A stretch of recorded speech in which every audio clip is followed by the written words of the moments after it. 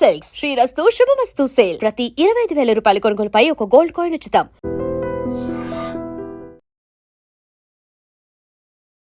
నమస్తే, welcome to I dream weekend update with Kavitha.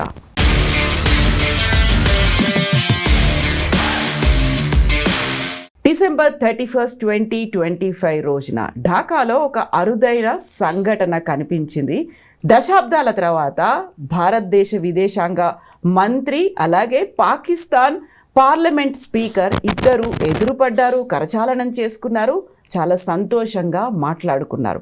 Operation Sindoor తర్వాత రెండు దేశాల మధ్య గ్యాప్ విపరీతంగా పెరిగిపోయింది అని భావించినటువంటి తరుణంలో 2026లో భారతదేశం పాకిస్తాన్కి సంబంధించి ద్వైపాక్షిక సంబంధాలు ఏవైనా మెరుగుపడడానికి ఆ ఇద్దరి కరచాలనం సూచికన. ఎందుకని సోషల్ మీడియాతో పాటుగా అంతర్జాతీయంగా ఆ ఫోటో మీద ఇప్పుడు దృష్టి పడింది. మనతో పాటుగా ఉన్నారు global economist professor doctor Ravinder Raina garu. Ravinder గారు నమస్తే. సో లాస్ట్ రోజు జరిగినటువంటి ఒక సంఘటన, ఇద్దరూ కలిసి హ్యాండ్ షేక్ చేసుకున్నారు, చాలా చక్కగా పలకరించుకున్నారు, మాట్లాడుకున్నారు. ఆపరేషన్ సింధూర్ తర్వాత క్రికెట్ టీంలో, అందులో ఉమెన్ క్రికెట్ కావచ్చు, లేకుంటే మెన్స్ క్రికెట్ కావచ్చు, అండర్-19 కావచ్చు, క్రికెట్ మ్యాచ్ ఆడినప్పుడు కూడా షేక్ హ్యాండ్స్ ఇచ్చుకోవడానికి హెసిటేట్ చేశారు. మన వాళ్ళు చాలా దూరం పెట్టారు పాకిస్తాన్ క్రికెటర్లని. అది క్రికెట్ని కాస్త పక్కన పెడితే రెండు దేశాల మధ్య ద్వైపాక్షికంగా చాలా గ్యాప్ పెరిగింది ఆపరేషన్ సింధూర్ పహల్గామ్ అటాక్ తర్వాత. సో ఇప్పుడేంటి కొత్తగా ఏదైనా స్నేహ సంబంధాలు చిగురిస్తున్నాయా? 2026 దానికి వేదిక కాబోతోందా? చూడండి కవిత గారు, ఇప్పుడు మొన్న 31 డిసెంబర్ 2025 ఇయర్ ఎండింగ్లో బేగం ఖలీదా జియా గారు చనిపోవడం జరిగింది. 80 years పైన ఏజ్లో ఆమె చనిపోయారు. ఆమె చాలా one of the longest serving first women prime minister of Bangladesh. అయితే దాంట్లో ఏమైందంటే ఆమె చనిపోయిన తర్వాత మన రిప్రజెంటేటివ్ జయశంకర్ గారు, సుబ్రహ్మణ్యం జయశంకర్ గారు, మన ఫారిన్ మినిస్టర్, అతను ఇండియాని రిప్రజెంట్ చేశారు. తర్వాత సర్దార్ అయాజ్ సాదిక్ అని చెప్పి పాకిస్తాన్ నుండి ఆయనే ప్రస్తుతం స్పీకర్గా ఉన్నారు, పార్లమెంట్ స్పీకర్గా ఉన్నారు. ఆయన పాకిస్తాన్ రిప్రజెంట్ చేసినప్పుడు ఇద్దరు ఢాకాలో, బంగ్లాదేశ్ క్యాపిటల్ సిటీ ఢాకాలో కలుసుకోవడం జరిగింది. అంటే ఇప్పుడు జనరల్గా ఒక సందర్భం అది. ఆ సందర్భం జరిగినప్పుడు ఒకరినొకరు ఎదురెదురుగా చూసుకున్నప్పుడు ఒకరినొకరు గ్రీట్ చేసుకోవడం అనేది మన సంస్కృతి కూడా. దాన్ని మీడియా కానివ్వండి, రకరకాల జనాలు కానివ్వండి, రకరకాల క్రిటిక్స్ కానివ్వండి, అనలిస్టులు కానివ్వండి, ఈ గత 3 రోజుల నుండి రకరకాల యాంగిల్స్లో దాన్ని డిబేట్ చేస్తున్నారు, చర్చిస్తున్నారు. పాయింట్ ఏంటంటే అండి, ఇప్పుడు మనము వసుదైక కుటుంబకము అని గట్టిగా నమ్మిన దేశం మనది ఒకటే. అంటే ప్రపంచంలో ఉన్నటువంటి అందరూ కూడా మనుషులు, వాళ్ళు ఒక కుటుంబం లాంటి వాళ్ళు అనేది మనం నమ్ముతాం గట్టిగా. అలా నమ్మినప్పుడు ఒక వ్యక్తితోని కరచాలన చేయడం అనేది కామన్, అది కర్టసీ. జనరల్గా మనకున్నటువంటి హ్యూమన్ టెండెన్సీని, హ్యూమన్ రిలేషన్షిప్ని, ఒక వ్యక్తికి మనం ఇచ్చే రెస్పెక్ట్ని ఇండికేట్ చేస్తుంది. దానికి పొలిటికల్గా మనము ఏదో రాజకీయంగా రంగు రుద్ది, రంగు పులిమి, దాన్ని ఇంకేదో ఒకటి మసాలాలు అన్నీ దానికి అద్దించి కుక్ చేయడం అనేది వేస్ట్. కాకపోతే మన భారతదేశానికి సంబంధించేమో దాన్ని ఒక నెగిటివ్గా చూస్తున్నారు. పాకిస్తాన్ నుంచి మాత్రం ఒక వెల్కమింగ్ స్టెప్, ఒక పాజిటివ్ అప్రోచ్ అనేది అక్కడ కనిపిస్తోంది అని అక్కడ ఉన్నటువంటి విశ్లేషకులు కావచ్చు, సోషల్ మీడియా కావచ్చు, పొలిటీషియన్స్ కూడా అదే మాట చెప్తున్నారు కదా. అదేనండి, ఇప్పుడు జనరల్గా ఆ రెండు దేశాల మధ్యన మనకు 1947 నుండి దాదాపు 79-80 సంవత్సరాల దగ్గరికి వస్తుంది. 79 సంవత్సరాల నుండి వాళ్లకు మనకు సత్సంబాలు అనేది ఉన్నాయి అని చెప్పుకునేదానికంటే ఒక రకమైన వ్యతిరేక సంబంధాలు ఉన్నాయని చెప్పుకోవడమే అది కరెక్ట్ పాయింట్ అని మనం చెప్పుకోవచ్చు. దాదాపు మనకు 90% పైన మనకు వాళ్లకు రిలేషన్షిప్ అనేది సరిగా లేదు. డిఫరెంట్ పీరియడ్స్లో కావచ్చు. మన దగ్గర ప్రైమ్ మినిస్టర్లు చాలామంది మారిపోయారు, అక్కడ కూడా ప్రెసిడెంట్లు మారారు, ప్రైమ్ మినిస్టర్లు మారారు. ఎవరు వచ్చినా కూడా మనము వాళ్ళు ఒకటే దేశం నుండి మనము బయటకు వచ్చినటువంటి ఇద్దరము పిల్లలము ఒక ఫ్యామిలీ నుండి, భారతదేశం అనే ఫ్యామిలీ నుండి ఇద్దరు పిల్లలు వచ్చారంటే పాకిస్తాన్, ఇండియా, ఇప్పుడు బంగ్లాదేశ్ కూడా 3 వచ్చాయి అనేది, అది ఒకటే కుటుంబం అనేది ఆలోచించి దాన్ని మన మధ్యలో ఏమన్నా అది డిఫరెన్సెస్ ఏదైనా ఉన్నట్టయితే దాన్ని సెటిల్ చేసుకొని ఒక సామరస్యపూర్వకంగా ఒక మంచి హార్మోనీతోని ఉండాలి, మనము కలిసికట్టుగా పనిచేసుకుంటూ పోతే మన ఇద్దరికీ మంచిది అని చెప్పి ఆలోచించడం జరగలేదు. అది దురదృష్టకరమైనటువంటి విషయం అన్నట్టు. అయితే ఇప్పుడు 2 దేశాలు అవి మనకు పర్మనెంట్ నైబర్స్. అవును, మనం నిజంగానే అనుకున్నట్టుగా చైనా కానీ, పాకిస్తాన్ కానీ, బంగ్లాదేశ్ కానీ ఇవన్నీ కూడా అవాయిడ్ చేయలేనటువంటి నైబర్స్. ఆ నైబర్స్ ఉన్నప్పుడు మనము వాళ్ళతోని మంచి సంబంధాలు, అంటే 2 దేశాలకు ఆ పరస్పర అనుబంధము, అనుసంధానము, ఒక రెస్పెక్ట్ అనేది ఇద్దరికి ఉండాలి. ఒకరికి రెస్పెక్ట్ ఉంటే సరిపోదు కదండి. మనం 2 చప్పట్లు కొట్టాలంటే 2 చేతులు ఉంటేనే చప్పట్లు కొట్టగలుగుతాం.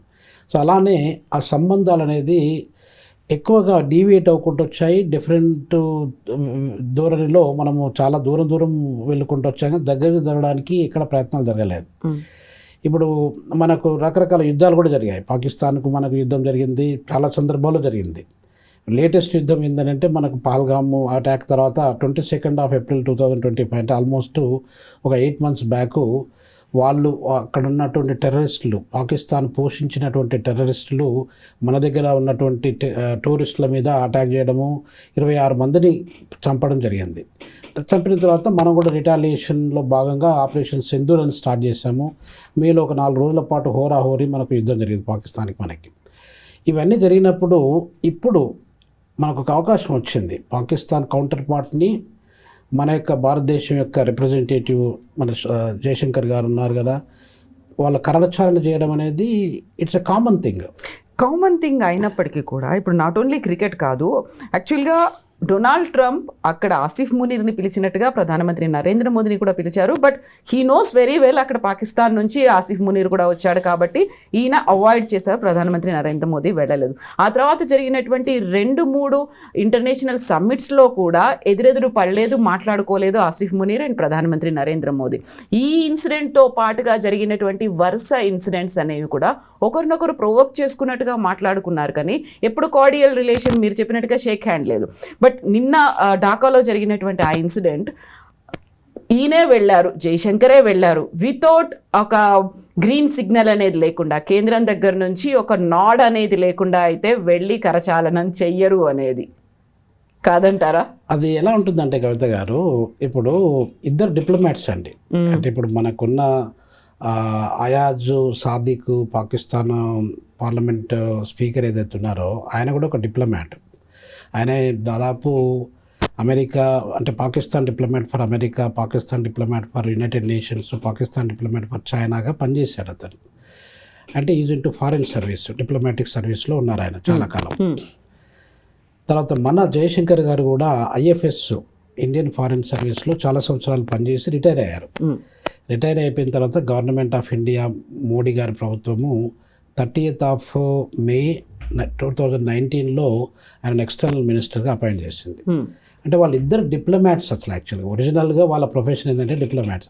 డిప్లొమసీలో మీకు ఎంత డిఫరెన్సెస్ ఉన్నా కూడా మీరు షేక్ హ్యాండ్ చేయడం కానీ, గ్రీట్ చేసుకోవడం కానీ, మాట్లాడుకోవడం కానీ, మీకు ఎంత లోపల ఎంత బాధనే ఉండండి, అది మాట్లాడుకోవడం అనేది చాలా ఇంపార్టెంట్ అండి. అది డిప్లొమసీలో ఆ ప్రొఫెషన్లో ఒక పార్ట్. ఆ పార్ట్ను వాళ్ళిద్దరూ కలిసి ప్లే చేశారు. దానికి మనము ప్రైమ్ మినిస్టర్ మోడీ గారి పర్మిషన్ తీసుకున్నారా, లేకపోతే బీజేపీ అధ్యక్షుడి పర్మిషన్ తీసుకున్నారా, ఇదంతా అవసరం లేదు. ఆయన స్పాంటానియస్గా ఇప్పుడు ఒక వ్యక్తి మనకు తటస్థపడ్డాడండి. తటస్థపడితే మనం ఇమ్మీడియట్గా పోయి షేక్ హ్యాండ్ ఇవ్వాలా వద్దా అనేది మనం అప్పటిదప్పుడు స్పాంటానియస్గా డిసైడ్ చేసేటువంటి విషయం. అప్పుడు నేను ప్రైమ్ మినిస్టర్ మోడీ గారికి ఫోన్ చేసి పాకిస్తాన్ రిప్రజెంటేటివ్ ఉన్నాడు ఇక్కడ, ఆయనకి నేను కలవచ్చా, షేక్ హ్యాండ్ ఇవ్వచ్చా లేదా అని చెప్పి పర్మిషన్ అడగాల్సిన అవసరం లేదు. This is all independent.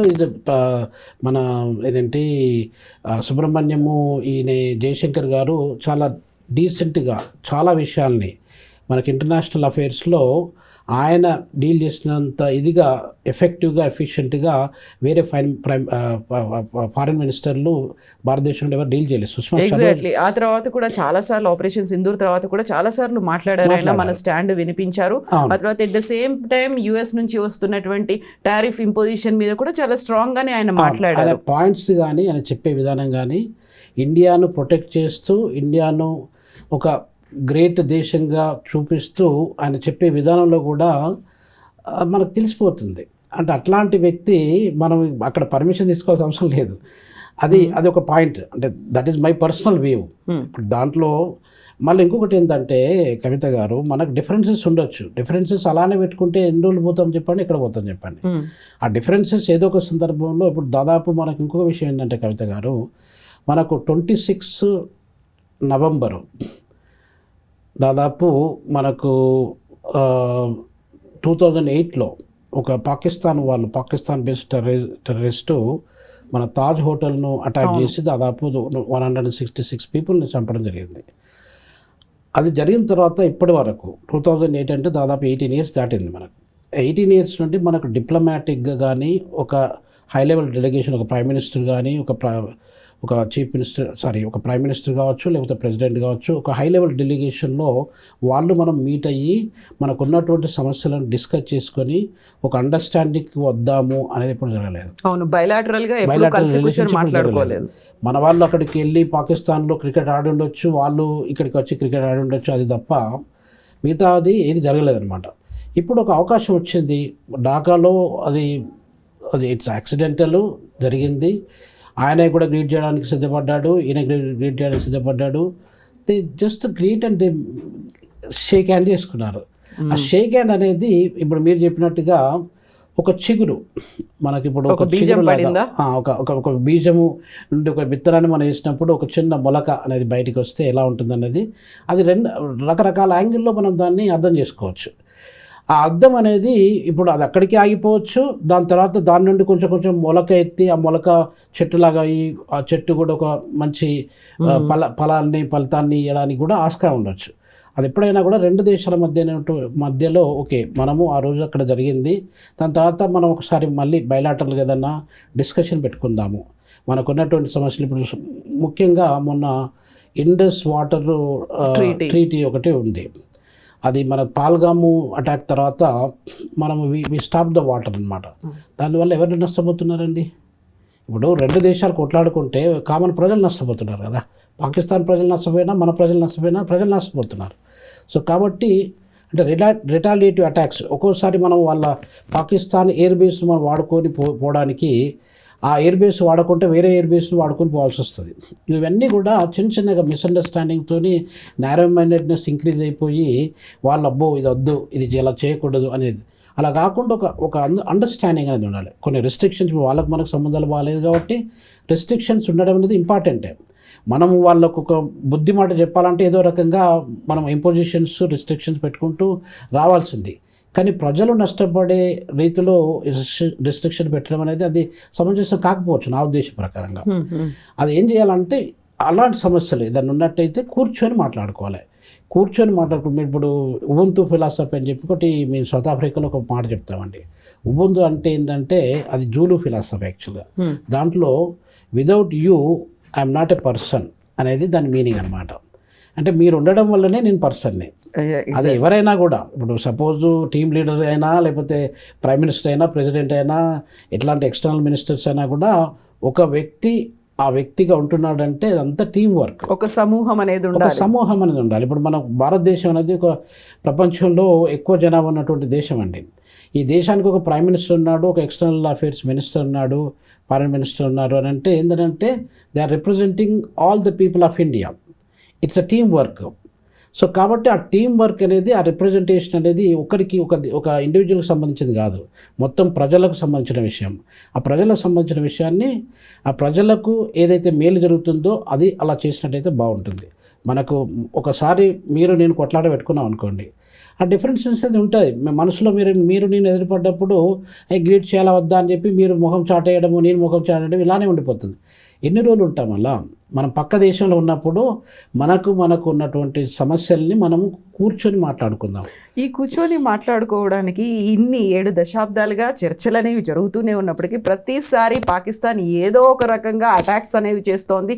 Terror attacks కావచ్చు, లేకపోతే స్మగ్లింగ్ కావచ్చు, ఇంకో రకమైనటువంటి ప్రోద్బలం అనేది కంప్లీట్గా పాకిస్తాన్ నుంచి వచ్చినప్పుడు అంత ఈజీగా మనం పాకిస్తాన్ని నమ్మలేం కదా అనేది. ఇప్పుడు ఈ ఇన్సిడెంట్లో కూడా మన దగ్గర నుంచి వస్తున్నటువంటి అపోజిషన్ ఏంటంటే, యాక్చువల్గా ప్రతి అటాక్ని ఇంతమంది చనిపోవడానికి, మారణకాండకి కారణం పాకిస్తానే కాబట్టి దాన్ని ఒంటరిని చేయాలి, ఏకాకి చేయాలి, దాంతో సంబంధాలే పెట్టుకోవద్దు అనేది ఉన్నప్పుడు వాళ్ళకి మీరు చెప్పినట్టుగా జలసంధి, అక్కడ యాక్చువల్గా ఉన్నటువంటి వాటర్ ట్రీటీ నుంచి వాళ్ళకి కావాల్సినటువంటి వాటర్ రావాలి కాబట్టి కొంచెం కార్డియల్ రిలేషన్స్ వాళ్ళ దగ్గర నుంచి వచ్చింది అనేది కనిపిస్తోంది కదా.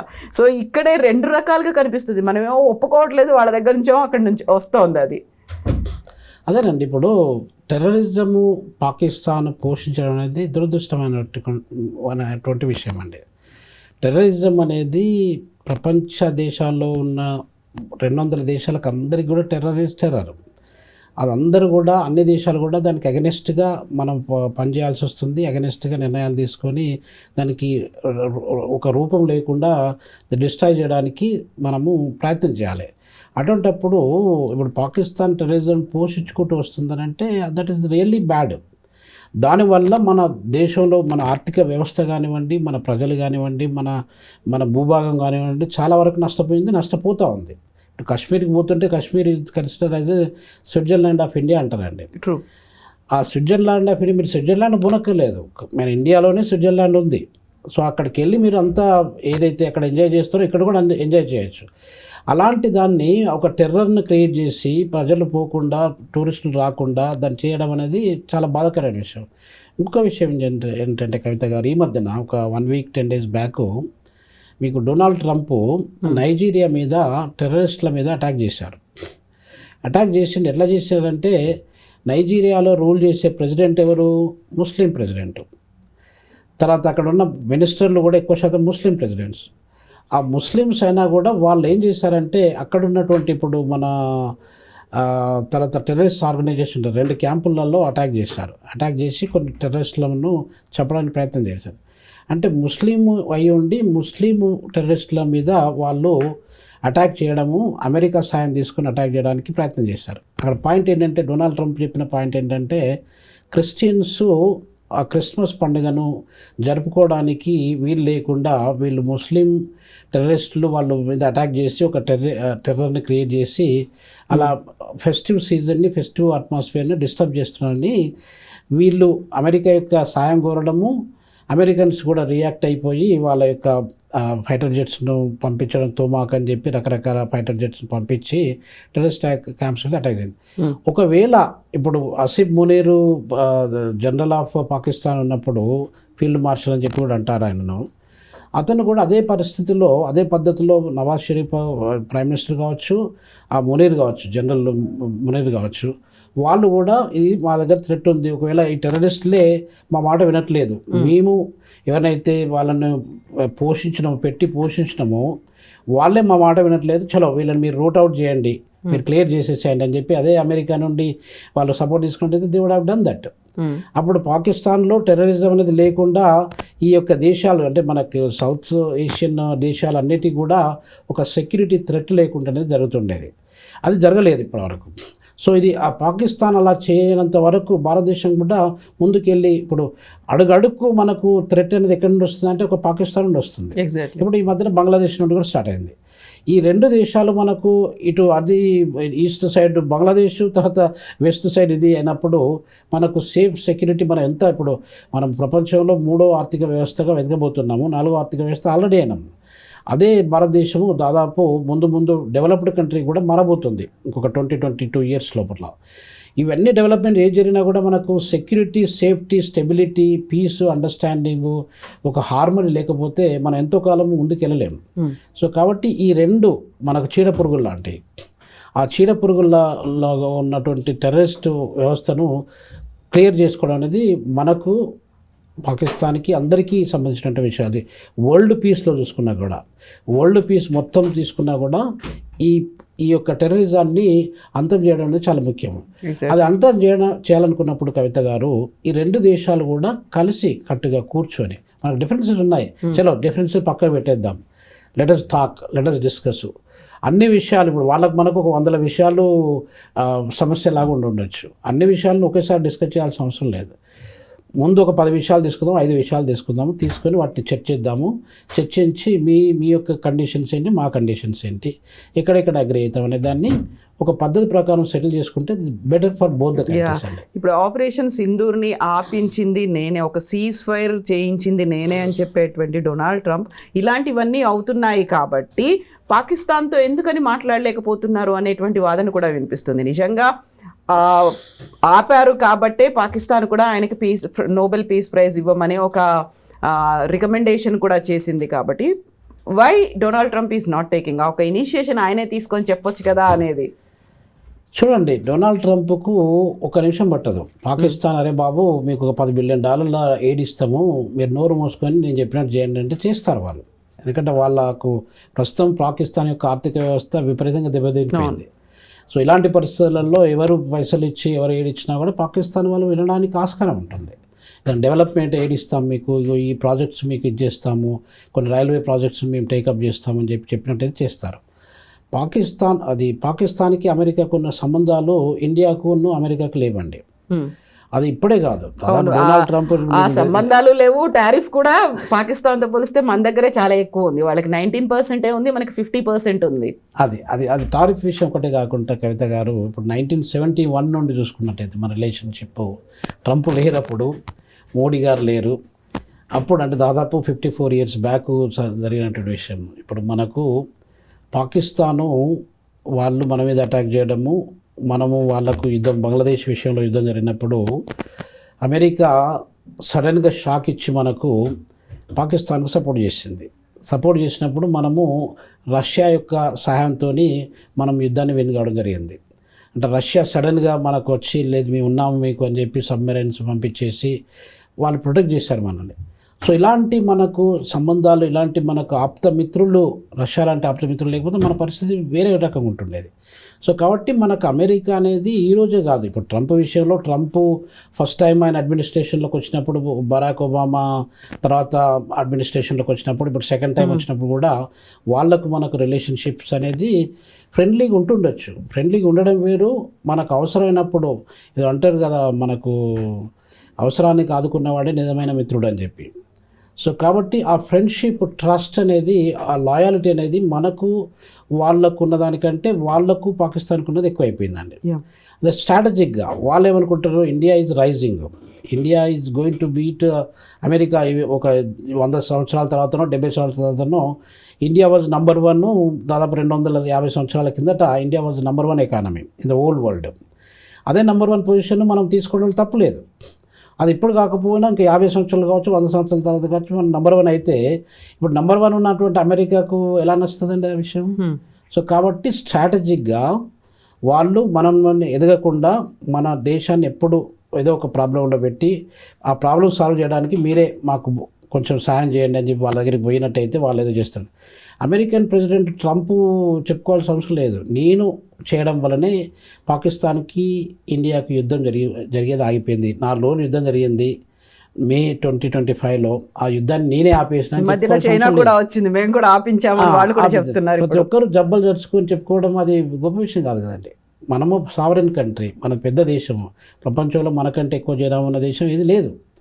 అలాంటప్పుడు మనది India is the independent country, democratic, largest democratic country in the world. So India అనేది వేరే వాళ్ళు చెప్పడం వల్ల మనం ఏదో విని మనం వాళ్ళ లబ్ధి కొరకు, వాళ్ళ లాభం కొరకు, వీళ్ళ లాభం కొరకు మనం వినాల్సిన అవసరం లేదు. వాళ్ళు చెప్పుకునేది ఏంటంటే మేము చెప్పడం వల్ల ఇది అయిందని చెప్పి ఇక్కడ చెప్పుకుంటుండొచ్చు. మీరు అన్నట్టు నోబెల్ ప్రైజ్ విషయంలో కూడా నోబెల్ ప్రైజు మనం మాట్లాడుకున్నాం కూడా ఇంతకుముందు. దాంట్లో ట్రంప్ గారికి నోబెల్ ప్రైజ్ వస్తుందని చెప్పి చాలా రకాల ప్రచారం జరిగింది. పాకిస్తాన్ ప్రైమ్ మినిస్టర్ సపోర్ట్ చేశారు, చాలామంది అమెరికా నుండి ఏదైతే లాభాన్ని పొందాలనుకున్న వాళ్ళందరూ కూడా సపోర్ట్ చేశారు, అదంతా జరిగింది. ఆ నోబెల్ ప్రైజ్ విషయంలో కూడా ఆయన దాదాపు 8 దేశాలకు మేము యుద్ధాన్ని ఆపించడం అని కూడా ఆయన ప్రపగండ చేసుకున్నారు. దాంట్లో ఇండియాకు పాకిస్తాన్ యుద్ధం కూడా ఆపించడం చెప్పుకున్నారు. ఇవన్నీ జరిగాయండి. ఏది జరిగినా జరగకపోయినా కవిత గారు ఎలా ఉంటుందంటే డిప్లొమసీలో ఇప్పుడు వాళ్ళు అమెరికన్స్ అనేది ఎప్పుడు పాకిస్తాన్ సపోర్ట్ చేస్తారు స్ట్రాటజిక్గా. Pakistan largest economy in the world కాదు, ఇంకా 1000 సంవత్సరాల తర్వాత కూడా కాకపోవచ్చు. ఇండియా అనేది can become largest economy in the world. China ఇప్పుడు నెంబర్ 2లో ఉన్నది, నెంబర్ 1 అదైనా మనం నెంబర్ 2 అయినా కూడా వీఆర్ గోయింగ్ టు బీట్. అలాంటి థ్రెట్ ఉన్నప్పుడు అమెరికన్స్ మనల్ని టార్గెట్ చేస్తారు. పాకిస్తాన్ అనేది ఒక చిన్న ఏమంటారు దాన్ని, చిన్న పిట్ట లాంటిది, చిన్న చేప లాంటిది. దాన్ని వాళ్ళు they are not seeing as a threat అనమాట. సో పాకిస్తాన్ యూజ్ చేసుకొని మనకు థ్రెట్ క్రియేట్ చేయడానికి ప్రయత్నం చేస్తుంది. ఇది స్ట్రాటజిక్ కైండ్ ఆఫ్ అది పాయింట్ అండి. సో దాంట్లో భాగంగా ఏం జరుగుతుందంటే, ఇప్పుడు మీరు చెప్పిన క్వశ్చన్కి కవిత గారు, మనకు పాకిస్తాన్కు రిలేషన్షిప్ ఉండాలంటే అమెరికా వాళ్ళు మీరిద్దరు కలిసికట్టుగా ఉండండి అని చెప్పడానికి వాళ్ళు ఎప్పుడు ప్రయత్నం చేయలేదు కూడా. మీరిద్దరు మంచిగా ఉంటే మాకు కూడా మంచిదని చెప్పాల్సింది చెప్పలేదు. అదే విషయంలో ఇప్పుడు నైజీరియా ఎక్కడో ఉంది, ఆఫ్రికాలో ఉంది. అది కూడా largest populated country in African continent అండి. అక్కడికి వెళ్ళి అక్కడ వాళ్ళ యుద్ధ విమానాన్ని పంపించేసి టెర్రరిస్ట్ క్యాంపుల మీద చేస్తే let America come and destroy all the అదేంటి టెర్రరిస్ట్ క్యాంప్స్ అన్నింటినీ, అమెరికా అది పాకిస్తాన్లో ఉన్న టెర్రరిస్ట్ క్యాంపులు అన్నింటినీ ధ్వంసం చేయమని చెప్పండి. ఇప్పుడు ఒక ఒసామా బిన్ లాన్ టైం లోపట్లనే అటాక్ చేసి తప్ప ఇనిషియేషన్ తీసుకున్నారు తప్ప దాని తర్వాత ఏమైనా జరిగిందా? Let them do it. ఒకవేళ టెర్రరిస్ట్ ఆర్గనైజేషన్ కానీ టెర్రరిజం కానీ రూపు మాపాలి మనము అనుకున్నప్పుడు అందరికి సంబంధించిన విషయం, ప్రజలకు సంబంధించిన విషయం, ఇది ప్రభుత్వాలకు సంబంధించిన విషయం. సో కాబట్టి వాళ్ళు అందరు కలిసికట్టుగా టెర్రరిజం లేకుండా ప్రయత్నం, ఈ ప్రపంచంలోని టెర్రరిజం లేకుండా చేయడం అనేది అందరికీ అవసరం కూడా. ఇప్పుడు అది చేయాల్సింది. ఇప్పుడు 2026లో ఒక పాజిటివ్ స్టెప్ పడుతుందంటారా? ఇద్దరు కలిసి కూర్చొని మాట్లాడతారా? ఆ ఫోటో మీద బోల్డ్ అంత విశ్లేషణ జరుగుతుంది. అంతర్జాతీయ మీడియా కూడా ఆ ఫోటో గురించే మాట్లాడుకుంటోంది.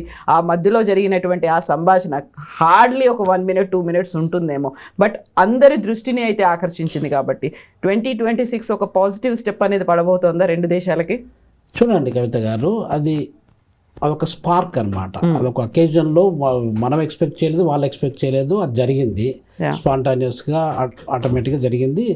దాన్ని మనం యూజ్ చేసుకొని okay let us resume our discussions or dialogues. ఇప్పుడు వాళ్ళకు వాటర్ అవసరం ఉంది, ఇండస్ వాటరు, చీనాబ్ కానీ జీలం నదిలో వచ్చే వాటర్ వాళ్ళకి అవసరం. మనము మేము ఇట్లా సఫర్ అవుతున్నాము, మీరు ఏ కండిషన్ చెప్పినా కూడా మేము టెర్రరిజానికి కానీ ఇంకా వేరే రకంగా బయలాటరల్ రిలేషన్స్ని మేము కొనసాగిస్తాం మీతో పాటుగా, కాబట్టి మీరు కూడా ఈ వాటర్ని మాకు ఇవ్వండి అని చెప్పి వాళ్ళు టేబుల్కి వచ్చి డిస్కషన్లో పెట్టుకున్నట్టయితే దట్ ఈస్ ఒక ఇంపార్టెంట్ పాయింట్. పాకిస్తాన్ ప్రజలకు కానీ మన ఇండియాకి కానీ అది మంచి పాజిటివ్ డెవలప్మెంట్. అది ఒకవేళ ఇప్పుడు ఈ స్పార్క్ను మనం తీసుకొని 2026 ఇప్పుడు జస్ట్ ఒక 3 days అవుతుంది. ఈ 3 days కాకుండా ఇంకా 362 daysలో ఇలాంటి డెవలప్మెంట్ తీసుకొని ముందుకెళ్ళి మనకున్నటువంటి సమస్యలు మనము సెటిల్ చేసుకుందాం అని చెప్పి చేసుకున్నట్టయితే 2 దేశాలకు కూడా చాలా మంచి జరుగుతుందండి. సో అది జరుగుతుందని చెప్పి మనము ఆశిద్దాము. So that's what I really hope అండి. ఎందుకంటే పాకిస్తాన్ మనకు అనేది సంబంధాలు ఇంపార్టెంట్, చైనాకు మనకు కూడా సంబంధాలు ఇంపార్టెంట్. ఈ డిఫరెన్సెస్తోని ఎంతో దూరం పోలేమండి మనం. డిఫరెన్సెస్తో పోయినప్పుడు ఎప్పుడైనా కూడా we become like flat tires. Flat tire ఎంత దూరం పోతుందండి? పోలేదు కదా. పాకిస్తాన్ వల్ల కూడా అంతే. ఇక మనకంటే ఎక్కువగా మన అవసరం పాకిస్తాన్కి ఎంతైనా ఉన్నది. పాకిస్తాన్ యొక్క ఆర్థిక వ్యవస్థ అనేది చాలా దారుణమైనటువంటి పరిస్థితిలో ఉంది. పాకిస్తాన్ యొక్క ఆర్థిక వ్యవస్థ కొంచెం పుంజుకొని పైకి పోవాలంటే భారతదేశం యొక్క అవసరం వాళ్ళకు ఉంది. సో కాబట్టి let Pakistan come, we are brothers, we will remain as brothers. So మనకున్న డిఫరెన్సెస్ పక్క పెట్టేసి మాట్లాడుకుందాం అని చెప్పి ముందుకు వచ్చి చర్చించాల్సిన అవసరం ఎంతైనా ఉందండి. ఎస్ అండి రవీందర్ గారు, థ్యాంక్ యూ సో మచ్ అండి. థ్యాంక్ యూ వెరీ మచ్ అండి. నమస్తే. And for more videos, Please subscribe to iDream. Please subscribe to iDream. Please subscribe iDream. And please subscribe to iDream. For more videos, subscribe to iDream. please like, share and subscribe to the channel. Congratulations, iDream. Subscribe to iDream. Subscribe to iDream. So subscribe to iDream Media. iDream team andarki huge congratulations. Please subscribe iDream Media. Please subscribe to iDream. Subscribe iDream. Please subscribe to iDream. iDream అంటే నా కళల ఛానల్ను subscribe చేసుకున్న నోరు తిరుగుతలేదు, మీరైతే గంట గుర్తు కొట్టండి. For more such videos, please subscribe to iDream. Subscribe to iDream. Please subscribe to iDream. Please subscribe iDream Media. Please do subscribe to iDream. Please subscribe to iDream Media. For best entertainment and information, please subscribe iDream. And don't forget to subscribe to iDream.